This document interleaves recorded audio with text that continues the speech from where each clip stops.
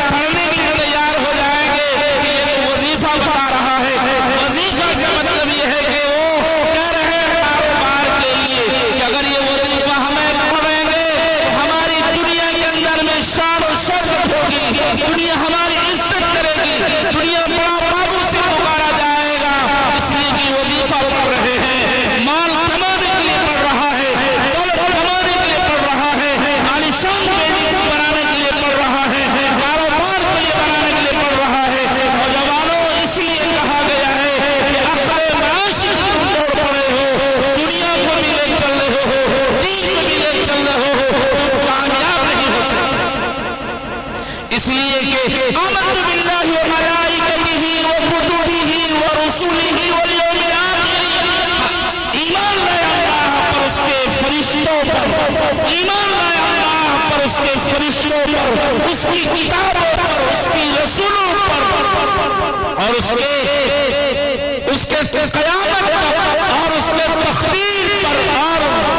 موت کے اٹھانے کے بعد، جانے کے بعد یہ دعا پڑھنے کے لیے تیار ہو جاتا ہے۔ اور قرآن کریم کہہ رہا ہے ان الذین آمنوا وعملوا الصالحات، بے شک جو ایمان لائے اللہ پر اور نیک عمل کر رہا ہے، اور وہ کہہ رہے ہیں اشہد ان لا الہ الا اللہ واشہد ان محمد عبدہ ورسولہ، میں گواہی دیتا ہوں اللہ کے سوا کوئی نہیں، اور محمد رسول اللہ صلی اللہ علیہ وسلم اللہ کے سچے رسول ہیں۔ اور عقل مادہ اس کو کہتے ہیں نوجوانوں، میرے بزرگوں، دوستوں، وہ ہیں جو انبیاء اللہ رب العزت و جلال نے انبیاء کرام کو عطا فرمایا ہے۔ عقل مادہ انبیاء کرام کو عطا فرمایا ہے، اور ان کے بعد اتباع یعنی برکت کی فضیلت ہے۔ علماء اور صلحاء، علماء اور صلحاء یعنی اللہ رب العزت نے کامیابی کی طرف علماء اور صلحاء اور اکابرین اور صحابہ کرام رضوان اللہ تعالی اجمعین نے کامیابی کو دیکھتے تھے، کامیابی حاصل کرنے کے لیے سوچتے تھے کہ اگر ہم ان سے کامیابی بنانا چاہتے ہیں، اللہ کے رسول صلی اللہ علیہ وسلم کی اتباع کرنا ہے، آمنت باللہ و ملائکتہ و کتبہ۔ میں رضاکار حضرات خصوصاً قاری عبدالرزاق صاحب سے گزارش کروں گا کہ حضرت مولانا مفتی سعد النجیب صاحب دامت برکاتہ عالیہ بلانے کی کوشش کرے، اس لیے کہ مجمع بہتاب و برقرار ہے حضرت کے بیان کرنے، جتنا جلد سے جلد ہو سکے حضرت مفتی سعد النجیب صاحب دامت برکاتہ عالیہ بلانے کی کوشش کرے۔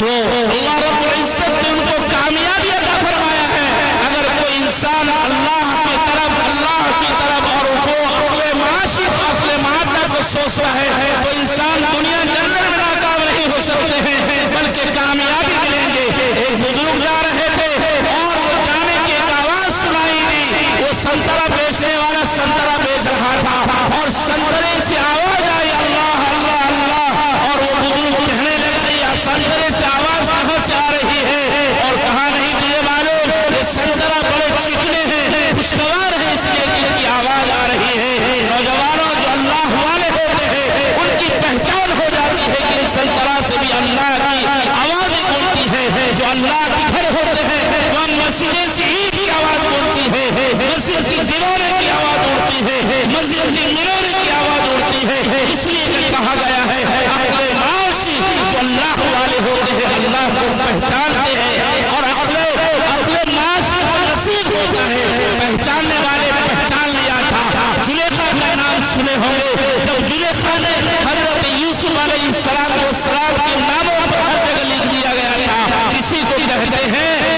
دین دنیا بھی دونوں کو پہل کیا تھا۔ اس لیے کہ نوجوانوں وہ اشہد ان لا الہ الا اللہ کی دعوت دے رہے تھے۔ نوجوانوں اگر کوئی انسان ایک علم کو حاصل کرتا ہے، اگر طالب علم حاصل کر رہا ہے تو رب العزت وہاں علم کی بڑی فضیلت دیتا ہے، جسے پاک آتا ہے وہ علم حاصل کرنے والا طالب علم ہوتا ہے۔ حدیث پاک آتا ہے اگر کوئی شاگرد اپنے استادوں کے پاس چل کر آ جاتا ہے تو اللہ کی طرف سے ایک عبادت کا ثواب اللہ عطا فرماتا ہے، ایک سال کی عبادت کا ثواب عطا فرماتا ہے، جو طالب علم کے قدر پر اللہ رب العزت سے فضیلت حاصل کی ہے۔ اس لیے کہ کوئی بھی اگر عالم بنو تو عمل بنو، اس لیے کہ حدیث پاک میں آتا ہے علم کی طلب کرو، علم کی حاصل کرو۔ امام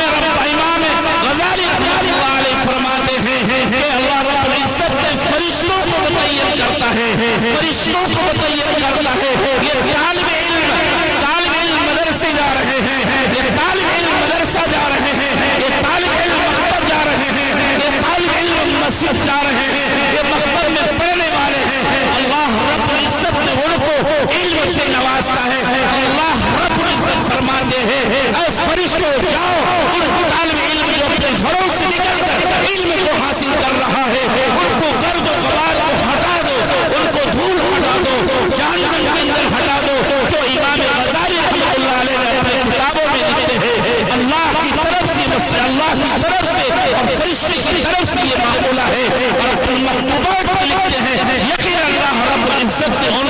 سے نوازتا ہے۔ امام غزالی رحمۃ اللہ علیہ نے فرمایا ہے اگر علم حاصل کرتے ہو تمہارے لیے فرشتے پر بچھاتے ہیں، تم پر قرض و غبار ہٹا دیا جاتا ہے، تم پر کوئی مصیبت کی گھڑیاں نہیں آئے گی، تم پر نظر و بد نہیں لگے گا، تم مصیبت کی گھڑیوں میں نہیں آ سکتے ہو۔ اس لیے کہ حضرت بلال حبشی رضی اللہ تعالیٰ نے حضرت بلال حبشی رضی اللہ تعالیٰ نے جو حضور علیہ السلام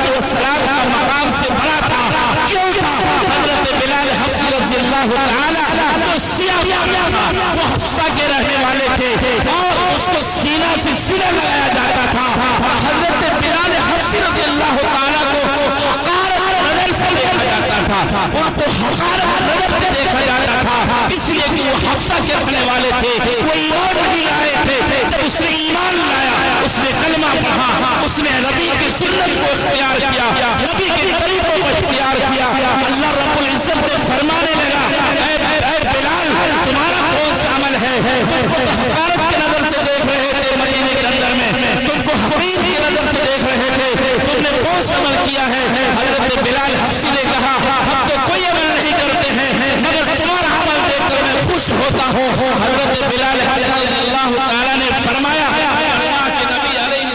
السلام آپ ہم سے سوال کر رہے ہیں، آپ ہم سے جواب دینا چاہتے ہیں، میں جواب دیتا ہوں، میں ایک پابندی کے ساتھ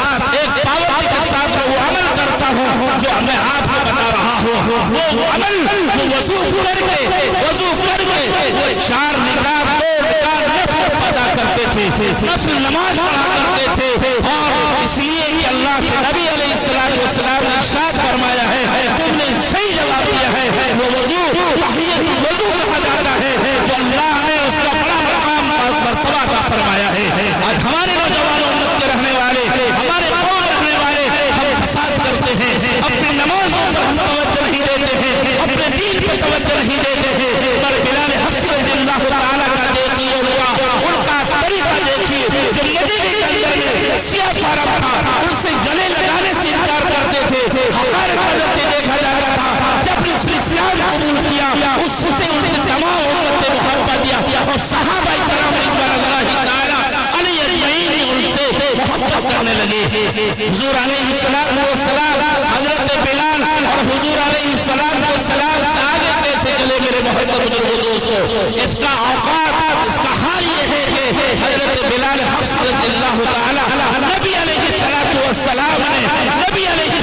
السلام کے لیے ہر وقت حضرت بلال حبشی رضی اللہ تعالیٰ کھڑا رکھتے تھے۔ آج ہمارا مسلمان انما المؤمنون اخوہ، مسلمان تمام مسلمان بھائی ہیں، پر آج ہمارا مسلمان دوسرے مسلمان سے ہم بغاوت کرتے ہیں۔ اگر اس کی زبان بولنے والے دوسری زبان ہے، ہماری زبان دوسری ہے، ایک مسلمان پریشان ہے، کوئی مسلمان روڈ پر کوئی ایکسیڈنٹ ہو جاتا ہے، ہم دیکھ لیں کہ اپنی گاڑیوں سے ہم مدد کرتے نہیں ہیں، ان کو دیکھ کر چلے جاتے ہیں۔ مگر بلال حبشی رضی اللہ تعالیٰ کے زمانے کو دیکھیے، نبی علیہ السلام کے زمانے کو دیکھیے، ان کا اخلاص دیکھیے، ان کا کردار دیکھیے، نبی علیہ السلام نے حضرت بلال حبشی رضی اللہ تعالیٰ فوراً حاضر ہو جاتے تھے کہ نبی علیہ السلام راستے سے گزر رہے ہیں، اور حضرت بلال حبشی رضی اللہ تعالیٰ ایک ڈنڈا لے لیتا ہے، ایک چھڑی لے لیتے ہیں کہ اللہ کے نبی علیہ السلام پر کوئی تکلیف نہ پہنچے، کوئی پریشانی نہ پہنچے، کوئی دشمن حملہ نہ کرے اللہ نبی پر، اس لیے کہ حضرت بلال حبشی رضی اللہ تعالیٰ وہ چھڑی لے کر وہ کاٹل ہٹاتے تھے، اینٹ ہٹاتے تھے۔ آج ہمارا مسلمان اگر کسی انسان کو پریشانی دیکھتا ہے ان سے ہم بغاوت کرتے ہیں، اگر مسلمان پریشان ہے ہم مذاق اڑاتے ہیں، اگر مسلمان گرفتار ہے ہم پریشان کرتے ہیں، اگر مسلمان جنجیر میں پھنسے ہوئے ہیں ان کو دنیا والوں سے غیبت کرتے ہیں، شکوے کرتے ہیں۔ اللہ کے نبی علیہ السلام نے، صحابہ کرام نے حضرت بلال حبشی رضی اللہ تعالیٰ نے ارشاد فرمایا اگر کوئی مسلمان دوسرے مسلمان پر ہنستا ہے، مذاق اڑاتا ہے، سمجھیے تمہارے دین میں کمزور آ رہا ہے، تمہارے ایمان کمزور ہو رہے ہیں، تم قرآن سے دور ہو، حدیث سے دور ہو، اپنے برگائے اپنے عبادت گاہوں سے دور ہو، اپنے خانقاہ سے دور ہو، اپنے مسجدوں سے دور ہو، اپنے مدرسوں سے دور ہو، دین والے سے دور ہو، اکابر سے دور ہو، علم سے دور ہو، اس لیے تم مذاق اڑا رہے ہو۔ حضرت صحابہ کرام، حضرت کرتے تھے اگر اللہ کے نبی پر حملہ ہو جائے تو سمجھ لو ہمارے پر حملہ ہو گیا ہے اس لیے کہ اللہ کے نبی نے فرمایا کہ اگر کوئی ہم سے آگے ہوگا وہ حضرت بلال حبشی کون ہوگا حضرت بلال حبشی ہوگا اس لیے حضرت بلال حبشی کیسے ہوں گے وہ کہتے تھے اللہ اکبر اللہ اکبر اللہ اکبر اللہ اکبر اشہد ان لا الہ الا اللہ اشہد ان لا الہ الا اللہ اشہد ان محمد رسول اللہ اشہد ان محمد رسول اللہ حضرت بلال رضی اللہ تعالیٰ کی آواز پر مدینے کی عورتیں اپنے سروں پر دوپٹہ رکھ لیتی تھی آج ہماری بہن ہماری ماں کسی کی ماں اگر اذان ہوتی ہے ہم اذانوں کو قدر نہیں کرتے ہیں اس لیے کہ اللہ رب العزت نے تمہارے لیے مقرر فرمایا ہے تمہاری دین کو چھین لیا جائے گا تمہارے گھروں کی برکت کو چھین لیا جائے گا تمہارے گھروں میں دشمن اسلام کو چھین لیا جائے گا تمہارے گھروں میں شیطان مسلط ہو جائیں گے اس لیے کہ تم ایمان کو بیچ چکے ہو اپنے قرآن کو بیچ چکے ہو اپنے مسجدوں کو چھوڑ چکے ہو اپنے مدارس کو چھوڑ چکے ہو اپنے مدرسے میں بچوں کو چھوڑ چکے ہو اس لیے ہمارا دین کمزور ہو رہا ہے بلال حبشی رضی اللہ تعالیٰ نے فرمایا کہ اپنے ایمان کو مضبوط کر لو دین بنانا ہے مسلمان دوسرے مسلمانوں کے ساتھ بھلائی کا معاملہ کرو ہم یہ نہیں کہ ہماری زبان یہ ہے ان کی زبان وہ ہے وہ فلاں زبان بولنے والا ہے اس لیے کہ عرب کے لوگوں نے حضرت بلال حبشی کو مذاق اڑاتے تھے حقارت کی نظر سے نہیں اللہ نے ان کا بڑا مرتبہ دیا ہے دعا فرمائے اللہ رب العزت ہم سب کو ان چند باتوں عمل کرنے کو قبول فرمائے قرآن کریم نے کہا ان الذین آمنوا وعملوا الصالحات بے شک جو لوگ ایمان لائے اور نیک عمل کرے انما المسلمون اخو المسلم مسلمان تمام مسلمان بھائی ہیں بھائی کا معاملہ رکھے آپ یہ نہیں کہ سب حضرت آدم علیہ السلام اما حوا کی اولاد ہے تمام ایک بھائی کے ناطے پر ہم سب کو زندگی گزارنا چاہیے اور دین کی رہنما بنائے اور ہمیں عقل معاشی اور عقل مادہ کی طرح ہمیں زندگی گزارنے کے قبول فرمائے وآخر دعوانا الحمدللہ رب العالمین ماشاءاللہ